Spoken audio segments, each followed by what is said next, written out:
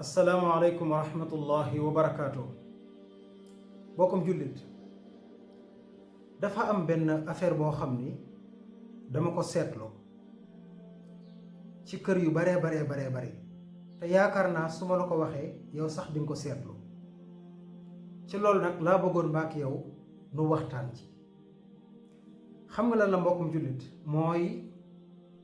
yenn saa yi nga dem ci kër walla sax ci sa kër bopp nga julli ci sajaada ba noppi da ngay gis ku julli ci sajaada ba noppi gaawantu lem sajaada bi teg à côté. même yenn saa yi nga julli ba noppi jóg bëgg a dem ñu ne la lemal sajaada bi nga lem ko teg. lu jafe la nga gis ku julli ci sajaada ba noppi te lemaatu ko faw mu lem ko. seetlu woo ko mbokkam jullit man seetlu naa ko ci kër yu baree xam nga lu ko waral ñu baree ci nit ñi dañoo am benn pas-pas buñ ci gëm. xam nga ban pas-pas la mooy su fekkee da nga julli ci sajaada ba noppi lemaatoo ko boo demee jinne yi dañuy ñëw julliwaat ci sajaada boobu nga doon julli moo tax dañ koy lem pour bañ loolu di am. ñu baree pas-pas boobu lañu am.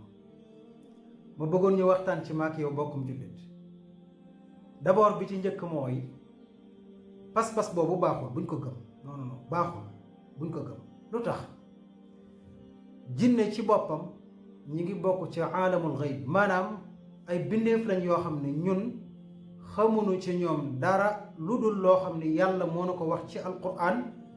wala yonent bi alayhi salaatu wassalaam wax ñu ko ci xadis muy lu wér.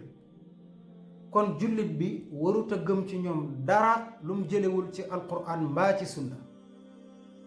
mooy lu njëkk li. ba ca des mooy waa même su doon dëgg mbokkum jullit même su doon dëgg la suñ ko lemut jinne yi dañuy ñëw julli fa kon jarul lem jarul buñ paree lem nañ ko fa bàyyi ndax jinne bay ñëw di fa julli werante amul. maanaam jinne bay ñëw di fa julli jinne jullit lay doon bu baax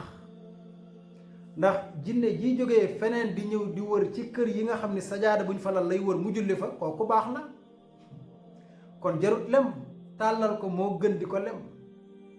ndax julli gëm fay julli aw yiw lay doon ci moom aw yiw lay doon ci waa kër gi ndax ku sañoon sa kër heure bu nekk ñu di fa julli di fa tudd yàlla kon jarut lem su doon dëgg la jarut lem dégg nga kon pas-pas bu baaxut la. lan moo waral nag ñu am pas-pas boobu bu njëkk ba mag ñi ñoo ko doon naxee seeni doom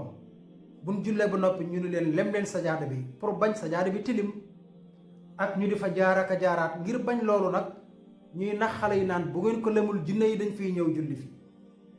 loolu moo ko waraloon. ak aussi ñu bañ désordonné kër gi désordonné wu ñu ni leen lem leen ko balaa jinne yi ñëw.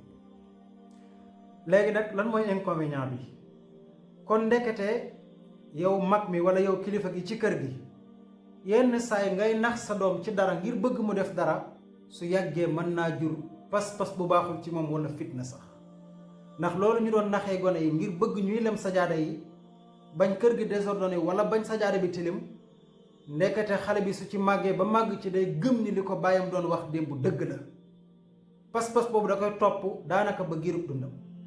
loolu mooy waral yenn saa yi nga ñëw ni yonent bi ne la lii am ñu ne la man de ba ma juddoo ba léegi lii laa gis fekk na dëgg la loolu la gis waaye nag du pas-pas bu baax. kon bokkum jullit loolu laa bëggoon ñu fàttali ko maak yow lan mooy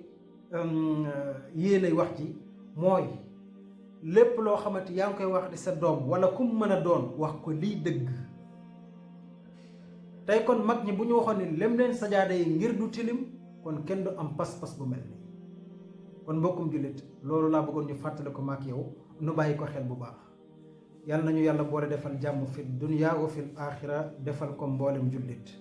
wassalaamu aleykum wa rahmatullahi wa barakaatu.